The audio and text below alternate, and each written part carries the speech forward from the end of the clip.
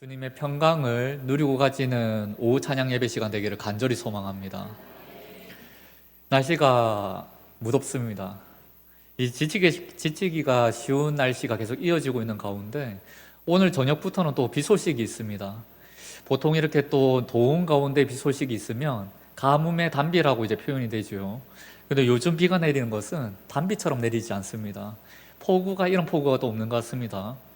이렇게 또 폭우가 내리면 걱정이 되는 것은 우리네 농작물들, 그 농사를 지으시는 분들의 가슴에 또 얼마나 또 큰 아픔이 또 뒤따를까라는 걱정이 따르게 되는 것이죠. 그래서 우리 모든 믿는 이들은 이럴 때일수록 더욱더 기도로 충전되어야 될 줄 믿습니다. 그저 나 한 사람의 삶을 위한 기도가 아니라 우리 공동체를 위해서, 이 나라를 위해서, 그리고 이 나라를 또 지탱하는 많은 사람들을 위해서 우리가 기도에 힘써야 하는 것이죠. 이 무더위 가운데 지치지 아니하도록, 그리고 하나님께서 주시는 그 쉼을 함께 누릴 수 있도록 우리가 함께 기도해야 될 줄 믿습니다. 앞으로 한 일주일 동안 비 소식이 계속 이어지고 있는데 지치지 않으셨으면 좋겠습니다. 지치지 않고 그 가운데서도 하나님의 열심을 따라 함께 말씀을 먹고 누리는 우리 성복교회 가족들 다 되기를 간절히 소망합니다. 오늘 본문은 한 사람 이야기가 나옵니다. 엘리야, 신앙의 거장이라고도 할 수 있는 위대한 인물 중에 한 명이지요. 구약 성경에 엘리야만한 선지자가 있을까 싶을 정도로 많은 역사와 기사, 그들의 이 엘리야의 삶은 정말 하나님의 영광이 가득 찬 삶이라고 할 수가 있을 것입니다. 오늘 우리가 19장을 나누었지만 바로 앞에 이제 18장에서는 갈멜산의 승리가 드러나 있는 것이죠. 갈멜산의 승리. 그 승리는 어떠한 승리인가 하면 가뭄이 들었고 그 가뭄을 해결하기 위해서 온갖 수를 다 써봐도 되지 않는 것입니다. 그 가운데에서 바알과 아세라 신을 섬기는 그 선지자들 각각 450명과 400명에 이르는, 합하면 이제 850명이나 됩니다. 그들과 그리고 한 명 선지자, 여호와 하나님을 따르는 우리 엘리야 선지자가 승부를 봐서 누가 정말 하나님이신지, 이 세상 만물을 주관하시는 이가 누구인지를 명확하게 드러내 보여주는 사건이 갈멜산의 승리라고 할 수가 있습니다. 하나님께서 어떻게 하셨습니까? 그 자신을 나타내 보여주셨습니다. 그 장작더미에 그 고랑을 파고 물을 끼얹고 했는데도 불구하고, 그럼에도 불구하고 하나님께서는 불로 임재하셔서 완전히 불태워 주시는 하나님의 그 전능하심을 나타내 보여주셨던 것이지요. 그리고 가뭄이 그쳤습니다. 완전히 가뭄이 그치고 그 승리의 노래가绵绵하게 이어지는 가운데 지금 오늘 우리가 함께 나눈 19장의 엘리야는 지금 죽겠다 앓는 소리를 하고 있는 것이지요. 얼마나 슬픈지 모릅니다. 사실 어떻게 보면 당연한 흐름일 수 있겠습니다. 권력자의 시선에서 봤었을 때 이 엘리야의 모습은 얼마나 가증스러울까요? 권력자의 눈으로 봤었을 때 말입니다. 이 당시 때의 권력자 이세벨과 아합에게 있어서는 바알과 아세라가 승리하는 것이 그들의 어떤 권력을 유지하는데 더 나을지도 모르는 일이었습니다. 그런데 면이 완전히 서지 않는 일이 발생해 버린 것이지요. 자신들이 따라가고 있었던 그 길이 완전히 무너져 버린 것입니다. 엘리야가 원했었던 것은 다른 것이 아니라, 봐라, 하나님께서 존재하신다, 하나님께서 계신다, 하나님께서 이렇게 권능과 전능으로 충만하시다, 이걸 보여주었습니다. 그러면은 아합과 아세라 그리고 모든 민중들이 어떻게 해야 되겠습니까? 무릎 꿇고 회개해야 되는 것이지요. 하나님께서 살아계시구나, 우리의 조상들이 믿었던 그 하나님이 정말로 역사하시는구나, 지금까지 우리가 따라갔었던 그 길, 바알과 아세라의 그 길을 우리가 다 내어버리고 전능하신 여호와 하나님을 찬송해야 되겠다. 그리고 다 무릎 꿇고 회개 자리로 서서 성소를 깨끗하게 만들고 나라를 새롭게 해야 되지 않겠습니까? 그런데 그것이 아니라 이세벨은 그 역사를 주관하였었던 하나님을 다시 한번 배반하는 일을 획책하게 됩니다. 그 엘리야를 잡아 죽이기 위해서 이제 공포를 하게 된 것이지요. 엘리야가 그 소리를 듣고 무서워서 도망치게 됩니다. 전능하신 하나님을 보았고 그 역사를 함께 누렸었던 엘리야가 이세벨이 두려워서 도망친 것입니다. 쭉 도망쳐서 지금 로뎀나무 아래에 지금 숨어서 지금 이제 하나님께 이야기하는 것이지요. 넉넉하오니 이제 내 목숨은 나의 생명을 이제 매짐해 주시옵소서. 여기서 우리가 받아낼 수 있는 것은 지금 엘리야의 상태가 상당히 위험하다는 것입니다. 어떻게 보면은 말이 좀 안 맞는데 죽겠다도 아니고 넉넉하오니라고 표현되는 걸로 봐서 좀 괜찮은 거 아닌가라는 뉘앙스가 풍길 수도 있지요. 그런데 우리가 우리 주변에 만약에 좀 나쁜 선택을 한 사람들이라든지 우울증에 깊이 빠져 있는 사람들의 모습을 보았었을 때에 지금 엘리야가 표현하는 이 표현이 상당히 위험한 표현임을 우리가 알 수 있습니다. 정말 죽음을 앞두고 있는 사람은 이제 허허허가 돼버리는 것이지요. 이제 뭐 더 이상 뭐 없는 것입니다. 한계 지점에 다다랐기 때문에 더 이상 뭔가 구하고 그런 게 없는 것이지요.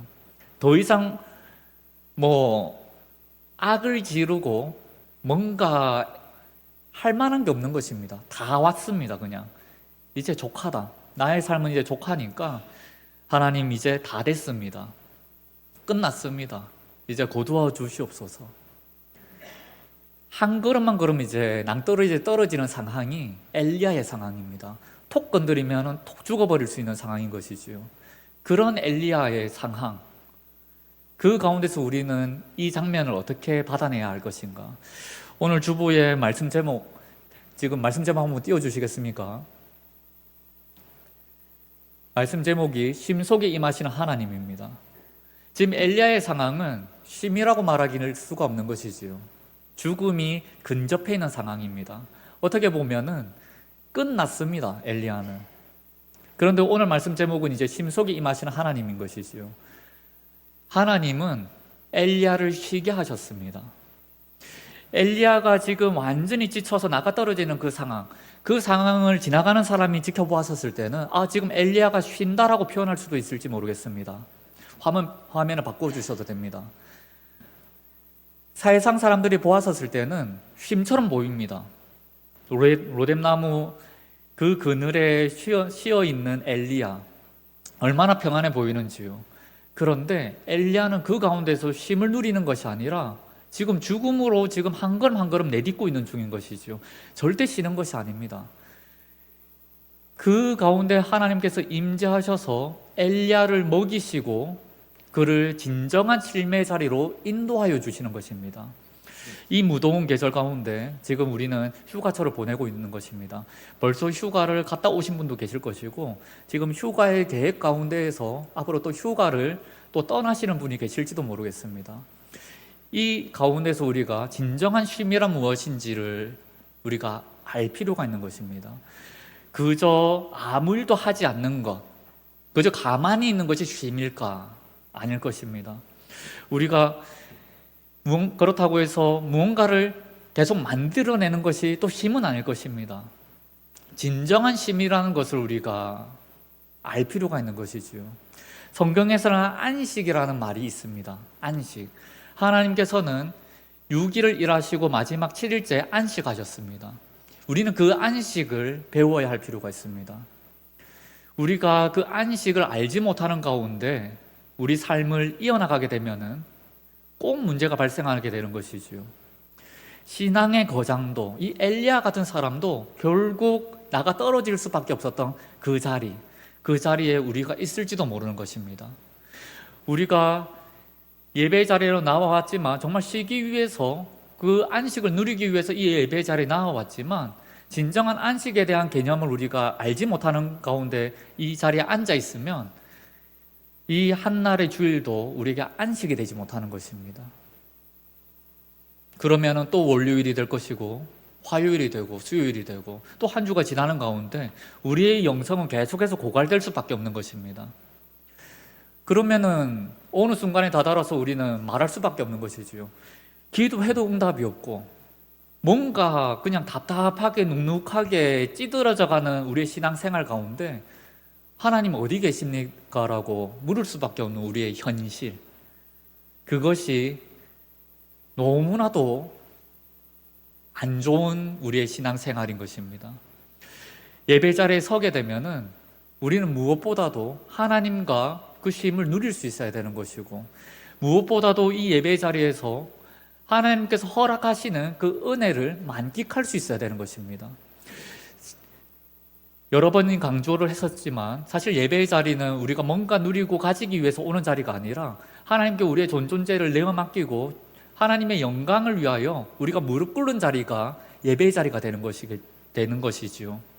그런데 재밌는 것은 그렇게 우리가 무릎 꿇고 보니 하나님께서 우리에게 은혜를 주시더라는 것입니다. 그 은혜는 평강과 평안으로서, 그리고 진정한 쉼으로서 다가오는 것입니다.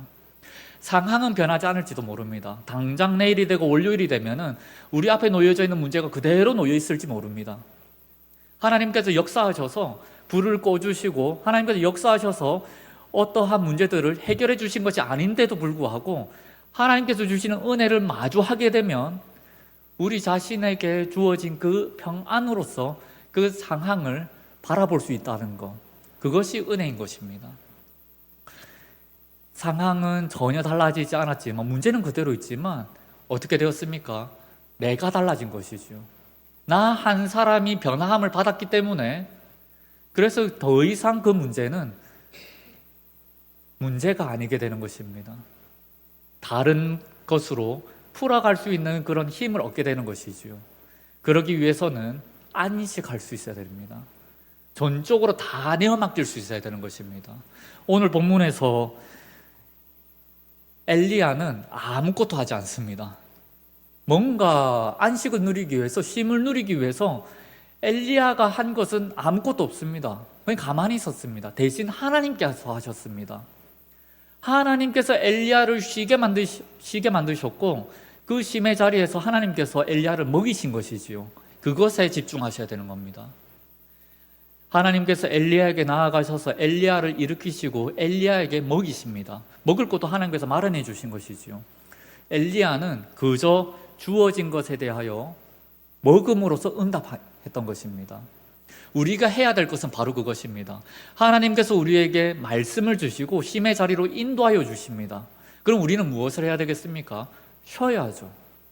그리고 말씀을 먹어야 하는 것입니다. 우리는 그것을 할 수 있어야 되는 것입니다. 뭐 다른 것이 아니라, 다른 분주함이 아니라 하나님의 말씀 안에 서서 하나님께서 주시는 그것을 삼킬 수 있는 것, 목 울 때를 움직일 수 있는 그거 하나 할 수 있어야 되는 것이지요. 하나님께서 우리의 입속에 하나님의 두루마기를 먹여주시는데도 불구하고 우리가 그것을 삼키지 아니하면 아무 일도 벌어지지 않을 것입니다. 그저 토해낼 따름인 것이지요. 우리의 영양분이 되지 않을 것입니다. 우리는 그것을 해야 됩니다. 하나님께서 먹여주실 때에 그것을 삼킬 수 있는 것, 그 삼키는 순종. 그리고 엘리야는 다시 누웠습니다. 그 성경 본문 다시 한번 보겠습니다. 6절 말씀입니다. 본즉 머리맡에 숯불에 구운 떡과 한 병 물이 있더라. 이에 먹고 마시고 다시 누웠더니. 이해되십니까? 보통 먹고 마시고 충전이 됐으면 이제 움직여서 뭔가 사명을 감당한다든지 일을 해야 될 거 아닙니까? 그런데 엘리야는 다시 누웠습니다. 이 한 번으로 충족되지 않은 것이죠. 재충전되지 않았던 것입니다. 그런데 누웠다고 해서 하나님께서 지금 질책하십니까? 아닙니다. 너 엘리야야, 너 지금 당장 일어나야지. 내가 너를 먹여주었는데, 너를 다시 이렇게 세웠는데 너 다시 왜 눕느냐? 책망하지 아니하십니다. 그 다시 눕는 엘리야에게 다가가셔서 다시 이렇게 세우시고 따뜻한 손길로 먹여주십니다. 그러한 하나님이십니다. 우리는 다시 누울 수 있습니다. 단박에 우리의 모든 영성이 이렇게 세워져서 아멘 하나님, 주님께 주신 이 말씀으로 내가 당당히 세상에 나아가서 복음을 전파하겠습니다. 내가 이 문제를 돌파하겠습니다. 안 됩니다. 어떻게 되겠습니까? 지금 당장 내가 딸막딸막하고 지금 진짜 쓰러져서 죽게 생겼는데 하나님의 말씀이 한 번 왔다고 해서 내가 지금 일어나겠습니까? 안 될 것입니다. 다시 누우십시오. 하나님 먹여달라고. 내가 지금 이 정도 가지고는 내가 충족하면 안 되니까 하나님 나에게 다시 오셔서 나를 만지시고 나를 먹여주시옵소서라는 고백이 있어야 된다는 것입니다. 언제까지? 일어설 수 있을 때까지, 나의 무릎에 힘이 들어올 때까지, 내가 일어나서 호렙산으로 나아갈 수 있을 때까지 누워 있어야 된다는 것입니다. 다시 눕고, 그럼 천사가 다시 올 것입니다. 이렇게 세워줄 것이고, 그걸 다시 먹여주고, 힘을 얻을 때에 그때 우리는 일어나서 호렙산으로, 하나님께서 불러주신 그 자리로 나아갈 수 있는 것입니다. 우리는 때때로 단박에 오는 그 은혜, 그곳으로 무언가를 막 하려고 합니다. 그런데 보통 보면은 그렇게 받은 한 조각의 은혜 때문에 우리의 영성에도 꼬일 때가 많습니다. 우리 청년들, 그리고 드림학교, 자람학교, 숙석에도 마찬가지고 성경학교 수련회를 다 매점 하였습니다. 나름대로의 은혜가 있었겠지요. 그리고 우리 장년들도 마찬가지입니다. 우리 장년들도 때때마다 주어지는 은혜가 있습니다. 말씀의 은혜, 기도의 은혜, 그 상황들마다 타고 들어오는 그 은혜가 있습니다. 나의 상황을 뭔가 바꿀 수 있을 만한 그러한 감동들. 그런데 그 한 조각 가지고 내가 무언가를 하려고 했었을 때에 어떻습니까? 당장 또 주저앉는 나의 모습 가운데 이전보다 더 힘들어지는 나의 모습, 오히려 더 꼬여져 버린 나의 신앙생활을 마주하지 않습니까? 때가 아닌 것이지요. 때가 아닌 것입니다. 하나님의 쉼은 기다림입니다. 하나님은 기다리십니다. 언제까지? 끝까지 기다리십니다. 힘이 차오를 때까지, 그리고 정말 그 사명을 감당할 수 있을 때까지 하나님은 참고 또 기다려 주십니다. 그리고 그 일을 맡기시며, 그리고 함께 걸어가 주시는 것이지요. 하나님의 안식은 그러합니다. 기다려 주십니다. 그 기다림 안에서 그 풍성한 은혜 누리셨으면 좋겠습니다. 우리는 때때로 우리 스스로가 기다리지 못해서 하나님의 안식을 아주 겉만 핥고 지나가는 경우들이 많지요. 그것은 우리가 신앙의 연수가 길어질 때마다 우리가 놓치는 부분이기도 합니다. 신앙의 경험이 있는 사람들은 어느 정도 이제 기도를 해 보았고, 그 기도를 통해서 응답을 받은 경험이 있는 사람들은 조금 기다릴 줄 압니다. 왜냐하면 그 응답이라는 것이 곧장 주어지질 않았다라는 것을 삶을 통해서 알기 때문이지요. 내가 기도하였더니, 기다렸더니 주님의 뜻이 충만하게 주어졌더라라는 그 응답은 생각보다 지난했다라는 것을 우리가 알고 있는 것입니다. 그런데 우리가 기억해야 되는 것은 그 기다림, 그 응답을 기다리는 그 시간을 우리가 안식으로서 가져가야 된다는 것입니다. 통성기도하고 눈물 쏟고 주님께서 왜 이렇게 응답을 안 주실까 조마조마하고 쉬지 않는 가운데에서 그렇게 시간을 보내버리면 탈진해버리는 것입니다. 엘리야처럼 결국에서는 언제 올지 모르는 하나님의 그 응답 가운데에서 내가 먼저 지쳐 떨어져 버리는 것이지요. 하나님의 응답이 지금 당장 오지 않는다라는 것은 하나님께서 지금 나에게 휴식의 때를, 그 문제를 풀어나갈 수 있는 힘을 다시 재충전할 수 있는 그 때를 나에게 허락하셨다라고 믿고 쉬시기를 바랍니다. 침묵하는 가운데에서, 기다리는 가운데에서 하나님께서 주시는 그 말씀 한 조각 한 조각을 삼키며 기다리는 것입니다. 그렇게 영성은 자라나는 것이고, 영성은 다시 한 번 더, 영성의 근육은 커져 나갈 것입니다. 우리가 신앙에 있어서 도대체 언제까지 우리는 훈련받아야 할 것이고 언제까지 우리는 단련되어야 되는 것일까요? 정답은 끝까지입니다. 내가 지금 20년, 30년, 혹은 몇 년이 되었든 내가 기도를 얼만큼 했고 말씀을 몇 독을 했고 몇십 독을 했고 그거 중요한 것 아닙니다. 우리가 기억해야 되는 것은 우리는 너무나도 연약한 존재라는 것이지요. 엘리야조차도 이렇게 나가 떨어지는데 우리는 어떻겠습니까? 우리가 성경을 몇십 독 한다고 해서 그게 끝나겠습니까? 안 되는 것이죠. 우리는 날마다의 삶 가운데에서 주님께서 주시는 그 말씀을 먹기 위해서 노력해야 되는 것입니다. 주님, 나에게 한 조각 주시옵소서라고, 주님의 말씀으로 내가 먹고 마시기를 소망한다고, 그러한 고백이 있어야 될 것입니다. 그럴 때에 우리의 영은 청년의 영혼으로서 깨어나는 것입니다. 엘리야가 먹고 마셔서 다시 한번 더 충전하고 호렙산으로 나아가게 됩니다. 그 길은 만만치 않았었을 것입니다. 그러나 엘리야의 그 걸음 한 걸음마다 주님께서 그 걸음을 인도하여 주셨던 것이지요. 우리가 신앙생활을 이어나가는 가운데에서 나 혼자 걸어가는 것이 아니라 하나님과 함께 걸어간다는 것을 기억하셨으면 좋겠습니다.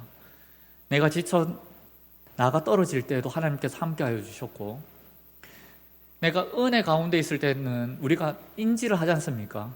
은혜를 누리고 있으니까 하나님께서 만져주신다는 것을.